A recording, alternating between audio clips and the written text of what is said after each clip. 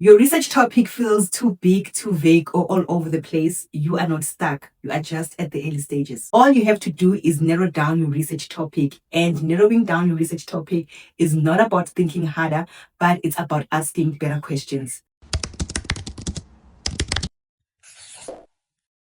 My name is Lado Kanamsa of All Things Academia, where we explore and explain all things in the academic world. You are not struggling because you don't have ideas. You are struggling because you have too many. You are overthinking. You are trying to make the topic perfect. You are trying to impress. And you are trying to predict what the supervisor really wants.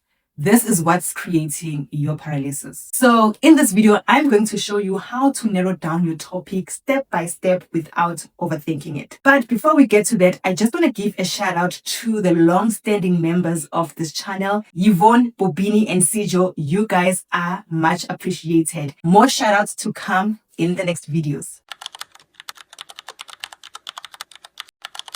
This is the first thing you need to know. Your topic is supposed to start broad. That's not a mistake on your part. That's just the process. So if your topic currently sounds like education in South Africa, gender and religion, mental health amongst students, that's not wrong. That's just unfinished. And unfinished is okay because you have the time to finish it. The fastest way to narrow down a research topic is not through theory.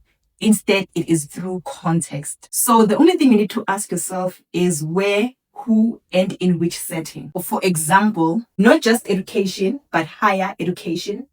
Not just students, but first-year honors students. Not just South Africa, but one institution or a province in South Africa. Context turns the big idea into something workable. Overthinking usually happens when students add too many things at once. So here is a simple rule. Add one focus at a time. Not two, not three, not four, not five, just one. For example, experience, perceptions, challenges, motivations, practices. So instead of gender, religion, identity, power, leadership, try women experiences of one focus. That one focus will give your topic the spine.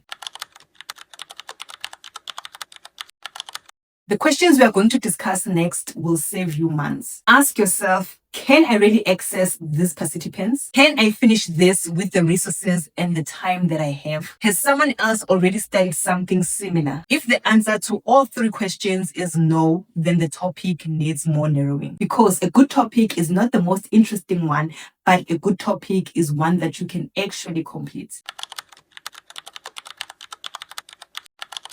You don't need a perfect title at this stage. You only need a workable sentence. So use the structure. An exploration of focus amongst group of people in context. For example, an exploration of academic stress amongst first-year honors students at X university. An exploration of academic stress amongst first-year students at University of KwaZulu-Natal. So this is not a final research topic, it is just a container. So the word exploration can be replaced by another form of methodology like an analysis of, an examination of. This container is designed to reduce your overthinking.